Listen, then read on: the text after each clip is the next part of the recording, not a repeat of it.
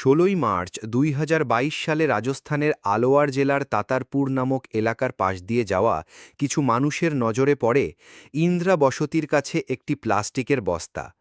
যদিও সেই এলাকা প্রায়শই নির্জন থাকত, খুব কম মানুষই সেই রাস্তা দিয়ে যাতায়াত করত, কিন্তু কাকতালীয়ভাবে ১৬ই মার্চ দিনটিতে কিছু মানুষ সেদিক দিয়ে যাচ্ছিল। বিষয়টি গুরুতর মনে হওয়ায় ওই পথচারীদের একজন তাতারপুর থানায় ফোন করে জানায় যে ইন্দ্রা বসতির কাছে সেতুর নিচে একটি সন্দেহজনক বস্তা পড়ে আছে, যার ভেতর থেকে রক্ত ঝরছে। পুলিশও খবর পেয়ে হতবাক হয়ে যায়। সেখানে উপস্থিত লোকেরাও ভয়ে পিছু হটে যায়, কারণ সেই বস্তার ভেতর ছিল একটি মেয়ের মৃতদেহ।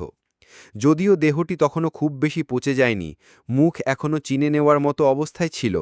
এরপর পুলিশ মৃতদেহটি শনাক্ত করার জন্য তার আত্মীয় স্বজনের খোঁজ শুরু করে। ওই মেয়ের বয়স আনুমানিক ২৮ থেকে ৩০ বছরের মধ্যে হবে। পুলিশ ঘটনাস্থল অর্থাৎ যেখান থেকে মৃতদেহটি পাওয়া গিয়েছিল তার চারপাশে অনুসন্ধান শুরু করে। সমস্ত লোকাল পত্রিকায় সেই মেয়ের খবর ও তার ছবি ছাপানো হয়, কিন্তু এত কিছুর পরেও ওই মহিলার কোনো আত্মীয় সামনে আসে না। মৃতদেহটি অনেক দিন ধরে হাসপাতালের মর্গে রাখা ছিল। নিয়ম অনুযায়ী মৃতদেহ পাওয়ার ৪৮ ঘণ্টার মধ্যে তার ময়নাতদন্ত করানো বাধ্যতামূলক, তাই পরিবার না পাওয়ায় পুলিশের কোনো উপায় ছিল না। তারা বাধ্য হয়ে পোস্টমর্টেম করায়। তাতারপুর পুলিশ আশেপাশের সব থানার সঙ্গে যোগাযোগ করে, কোনো ২৮ থেকে ৩০ বছরের মহিলার নিখোঁজ ডায়েরি হয়েছে কিনা জানতে চায়, কিন্তু কোথাও এমন কোনো মিসিং রিপোর্ট লেখা হয়নি। এদিকে পোস্টমর্টেম রিপোর্টে উঠে আসে যে ওই মহিলার মৃত্যু হয়েছে শ্বাসরোধের কারণে।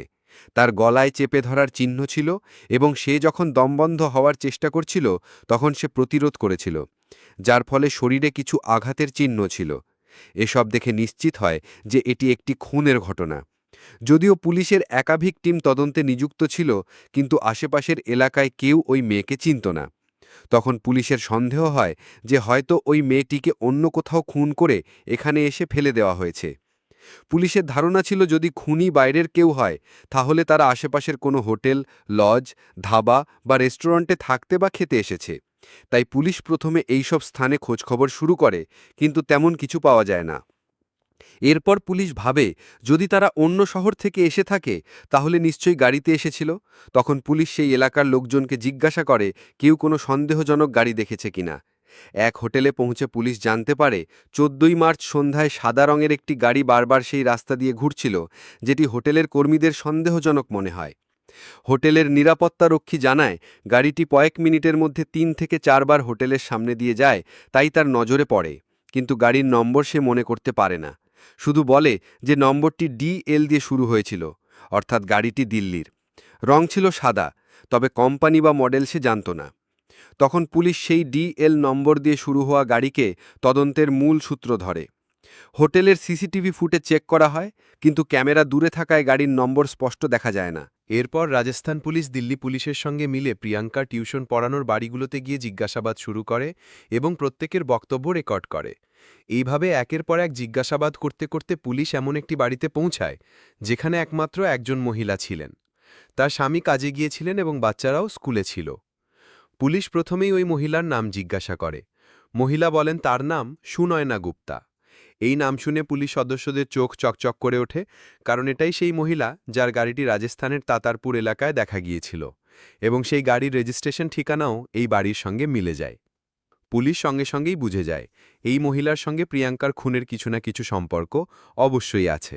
তাই পুলিশ প্রথমে তাকে শান্তভাবে বসিয়ে কথা বলে এবং প্রিয়াঙ্কা সম্পর্কে জিজ্ঞাসা করে।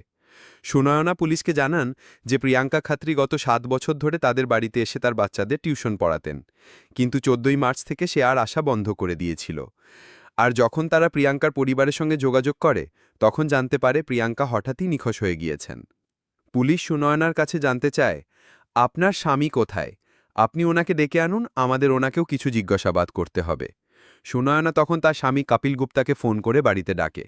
কপিল গুপ্তাও প্রিয়াঙ্কা সম্পর্কে ঠিক একই কথা বলেন যা তার স্ত্রী সুনয়না বলেছিলেন। কিন্তু পুলিশ যখন সুনয়নার কাছে জানতে চায় ১৪ই মার্চ আপনার গাড়ি রাজস্থানে কি করতে গিয়েছিল এবং সেই সঙ্গে পুলিশ সিসিটিভি ফুটেজ থেকে পাওয়া ছবিও দেখায়, তখন সুনয়না ঘাবড়ে যায়। সে বলে, আমি তো ওই দিন গাড়িতে ছিলাম না, আমি তো ১৪ই মার্চ সারাদিন বাড়িতেই ছিলাম। এরপর পুলিশ কপিল গুপ্তার কাছে গাড়ি সম্পর্কে জানতে চাইলে সে উত্তর দিতে গিয়ে কাঁপতে থাকে। কথা বলার সময় জিভ জড়িয়ে যায়। তখন পুলিশ বুঝতে পারে নিশ্চয়ই কিছু না কিছু গড়বড় রয়েছে। পুলিশ ভাবে এই স্বামী স্ত্রী কিছু একটা লুকোচ্ছে। তাই যখন তাদের একটু কড়াভাবে জিজ্ঞাসাবাদ করা হয়, তখন খুব তাড়াতাড়ি কপিল আর সুনয়না ভেঙে পড়ে। আর যখন পুলিশ জিজ্ঞাসা করে, তোমরা প্রিয়াঙ্কাকে খুন করলে কেন? এক টিউশন পড়ানো মেয়ের সঙ্গে কি এমন শত্রুতা ছিল? তখন সত্য সামনে আসতে শুরু করে। আসলে প্রিয়াঙ্কা খত্রী কপিল ও সুনয়নার বাড়ি থেকে খুব কাছেই তার পরিবারের সঙ্গে থাকত। সে ২০ বছর বয়স থেকেই তাদের বাড়িতে গিয়ে বাচ্চাদের টিউশন পড়াত। কিন্তু টিউশন পড়াতে পড়াতে ধীরে ধীরে কপিল ও প্রিয়াঙ্কার মধ্যে কথা বলা শুরু হয়। প্রিয়াঙ্কা যখন বাচ্চাদের পড়াতে আসত, তখন প্রায়শই সুনয়না বাড়িতে থাকতেন না, বাইরে কাজে বেরিয়ে যেতেন। কপিল জানায়, টিউশন পড়ানো শুরু করার ২ বছরের মধ্যেই তাদের সম্পর্ক গড়ে ওঠে। যদিও কপিল প্রিয়াঙ্কার থেকে ১০ বছরের বড় ছিল, সে বিবাহিত ছিল এবং তার ২টি সন্তানও ছিল। কিন্তু আশ্চর্যজনকভাবে তাদের সম্পর্কের ব্যাপারে না প্রিয়াঙ্কার পরিবার কিছু জানত, না সুনয়না কিছু বুঝতে পারে। সুনয়ের সঙ্গে সঙ্গে তাদের প্রেম আরও গভীর হতে থাকে। তারা একসঙ্গে ঘুরতে যেত, রেস্তোরাঁয় খেত, বাইরে সময় কাটাত। কপিল একজন ব্যবসায়ী ছিল, তাই টাকার কোনো অভাব ছিল না। তার ঘরে আসা যাওয়ার সময়ও নির্দিষ্ট ছিল না, তাই সুনয়না সন্দেহ করতেন না। কপিল আরও জানায়, সুনয়না যেন কিছু সন্দেহ না করে, তাই প্রিয়াঙ্কা তার ছেলেকে রাখিও বাঁধত। এদিকে কপিল তার জীবনে সেটেল ছিল, কিন্তু প্রিয়াঙ্কার বয়স বাড়ছিল। তার বাড়ির লোকজন তার বিয়ে দিতে চাইছিল, কিন্তু প্রিয়াঙ্কা কেরিয়ারের অজুহাত দেখিয়ে বিয়ের প্রস্তাব এড়িয়ে যেত।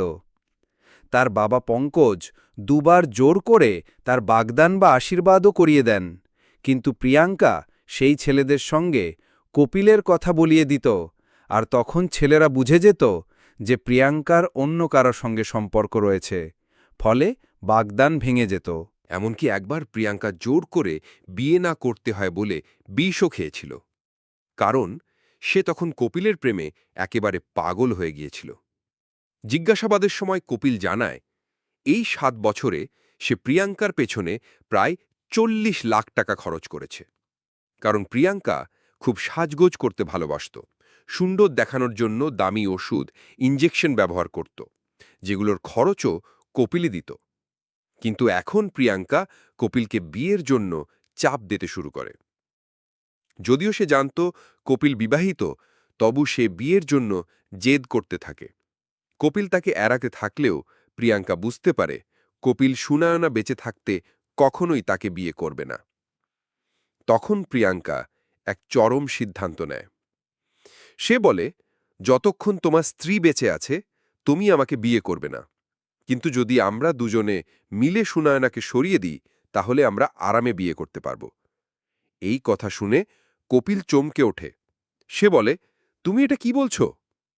এরপর তাদের মধ্যে তর্ক শুরু হয়। তর্ক ধীরে ধীরে এতটাই বেড়ে যায় যে প্রিয়াঙ্কা কপিলকে হুমকি দেয়, তুমি যদি আমাকে বিয়ে না করো, তাহলে আমি আমাদের সম্পর্কের কথা সবাইকে জানিয়ে দেব। কপিল অনেক বুঝিয়ে অনুনয় করে বলে, এটা করো না, আমার পরিবার ধ্বংস হয়ে যাবে। কিন্তু শেষে যাওয়ার সময় প্রিয়াঙ্কা কপিলকে বলে, ঠিক আছে, আমি আর কাউকে কিচ্ছু বলবো না, আর এখন তোমার সঙ্গে সম্পর্ক রাখব না। তবে এর জন্য তোমাকে আমাকে ৫০ লক্ষ টাকা দিতে হবে। এখন কপিলের সামনে দুটি রাস্তা ছিল। এক, সে তার প্রেমিকাকে ৫০ লক্ষ টাকা দিয়ে মুক্তি পাক, অথবা সে নিজের স্ত্রীকে খুন করে প্রেমিকাকে বিয়ে করুক। কিন্তু কপিল তৃতীয় পথ বেছে নেয়। সে নিজের স্ত্রী সুনয়নাকে সবকিছু খুলে বলে, প্রিয়াঙ্কার সঙ্গে তার সম্পর্কের কথা, বিয়ের চাপ, ব্ল্যাকমেল করার হুমকি, সব। প্রথমে তো প্রিয়াঙ্কাই বলেছিল, তুমি তোমার স্ত্রী সুনয়নাকে খুন করে দাও। কিন্তু এবার যখন কপিল সুনয়নাকে সব বলে, তখন স্ত্রী সুনয়না নিজেই বলে, তুমি বরং প্রিয়াঙ্কাকেই খুন করে ফেলো, কারণ যদি তুমি তাকে ৫০ লক্ষ টাকাও দাও, সে পরে আবার ব্ল্যাকমেল করবে। এর থেকে এখনই তাকে চিরতরে শেষ করে দাও। সুনয়নার এই আইডিয়াটাই কপিলের ভালো লেগে যায়। এরপর তারা দুজনে মিলে প্রিয়াঙ্কাকে সরিয়ে দিতে পরিকল্পনা করে। তারা তাদের ২ কাজের লোক রাজকিশোর ও সাচিনকেও এই ষড়যন্ত্রে জড়িয়ে ফেলে। 14 মার্চ 2022 সালে সকাল থেকেই কপিল রাজকিশোর ও সাচিনকে প্রচুর মদ খাওয়াতে শুরু করে, যাতে তারা খুনের আগে ভয় পেয়ে পিছিয়ে না যায়, কারণ তারা কোনো পেশাদার খুনি ছিল না এবং এর আগে কখনো কাউকে খুন করেনি। কপিল তার ফোর্ড ইকোস্পোর্ট গাড়িতে 2 চাকরকে নিয়ে মেন রোডে যায়। সেখানে গাড়ি থামিয়ে সে প্রিয়াঙ্কাকে ফোন করে বলে, একটা জরুরি কাজ আছে, তুমি একটু আসো। এরপর প্রিয়াঙ্কা তার মাকে মিথ্যে বলে যে সে এটিএম থেকে টাকা তুলতে যাচ্ছে, কিন্তু সে এটিএমে না গিয়ে সরাসরি কপিলের কাছে যায়। কপিল তাকে গাড়িতে বসতে বলে আর প্রিয়াঙ্কা সামনে চালকের পাশে বসে। গাড়ি চলতে শুরু করে। কপিল বলে, চলো ঘুরতে যাচ্ছি। এরপর কপিল সোজা রাজস্থানের দিকে গাড়ি চালাতে থাকে। সে ইচ্ছে করেই গাড়ি ধীরে চালাচ্ছিল, যাতে সন্ধ্যা নামার আগে লোকালয় ছেড়ে একেবারে নির্জন রাস্তায় পৌঁছাতে পারে।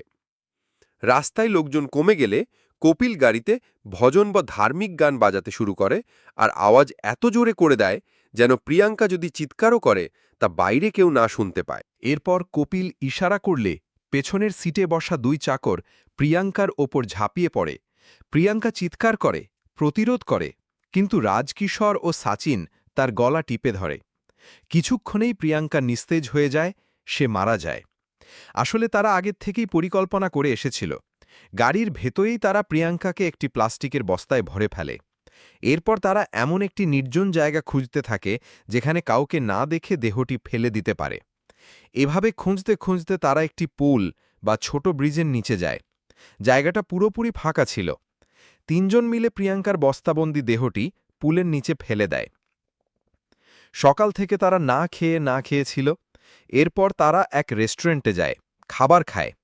তারপর তারা আবার গাড়ি নিয়ে একই রাস্তায় একাধিকবার চক্কর কাটে, যেন মনে হয় তারা ঘুরতে বেরিয়েছে। কিন্তু তাদের এই ভুল কৌশলী কাল হয়ে দাঁড়ায়। কারণ সেই রাস্তায় একটি হোটেলের গার্ড তাদের গাড়িকে সন্দেহজনক মনে করে, কারণ গাড়িটি মাত্র কয়েক মিনিটের মধ্যে বারবার রাস্তা ধরে ঘুরছিল। যদি তারা এটা না করত তাহলে হয়তো সেই গার্ডের চোখে গাড়িটি পড়ত না এবং পুলিশকেও অনেক দিন সুরাগ ছাড়াই এদিক ওদিক ঘুরতে হতো। এই গাড়ির সূত্র ধরেই পুলিশ পুরো ঘটনাটি উদ্ঘাটন করতে সক্ষম হয়। শেষমেশ পুলিশ সুনয়না গুপ্তা, কপিল গুপ্তা, রাজকিশোর ও সাচিন এই 4 জনকে গ্রেফতার করে। সুনয়না ও কপিলের জবানবন্দি এবং পাওয়া প্রমাণের ভিত্তিতে পুলিশ চার্জশিট তৈরি করে এবং তাদের আদালতে পেশ করে, যেখান থেকে তাদের জেলে পাঠানো হয়। বর্তমানে মামলাটি আদালতে বিচারাধীন। সুনয়না ও কপিলের 2 সন্তান এখন তাদের ঠাকুরদা ঠাকুমার কাছে আছে, অর্থাৎ এখন সেই বাচ্চারা মা বাবা ছাড়াই বড় হচ্ছে, কারণ তাদের মা বাবার বাকি জীবন জেলেই কাটবে। বন্ধুরা, এই ঘটনার উদ্দেশ্য কাউকে কষ্ট দেওয়া নয়, কাউকে ভয় দেখানোও নয়, বরং আপনাকে সতর্ক করা, সচেতন করা। এই ঘটনার মধ্যে লুকিয়ে আছে এক গভীর সামাজিক শিক্ষা, যা বর্তমান সমাজকে সতর্ক করে তোলে। একজন তরুণী যে একজন শিক্ষিতা ছিল, সে ভালোবাসা ও বিশ্বাসের বিনিময়ে নিজের জীবনটাই হারিয়ে ফেলল।